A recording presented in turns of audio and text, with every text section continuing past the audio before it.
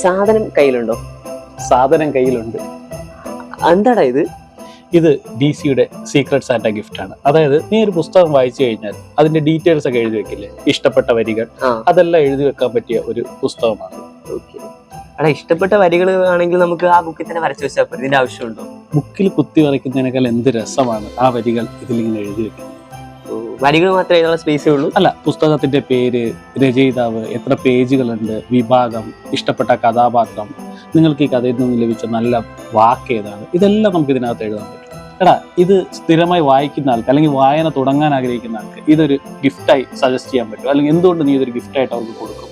ശരിക്കും പറഞ്ഞാൽ 36 പുസ്തകങ്ങൾ അടങ്ങുന്ന പേജുകളാണ് ഇതിലുള്ളത്. അപ്പൊ സ്വാഭാവികമായിട്ട് നമ്മൾ ഒരു വർഷം വായിക്കുന്ന 36 പുസ്തകങ്ങൾ വെച്ച് എഴുതി വെക്കുകയും ആ പുസ്തകങ്ങൾ നമുക്ക് നമ്മുടെ സുഹൃത്തുക്കൾക്ക്, ഇപ്പോൾ പണ്ടൊക്കെ ആണെങ്കിൽ നമ്മൾ ഏത് പുസ്തകം വായിക്കുകയും ചോദിച്ചു കഴിഞ്ഞാൽ ആ പുസ്തകത്തിന്റെ പേര് മാത്രമേ പറഞ്ഞു കൊടുക്കാൻ പറ്റുള്ളൂ.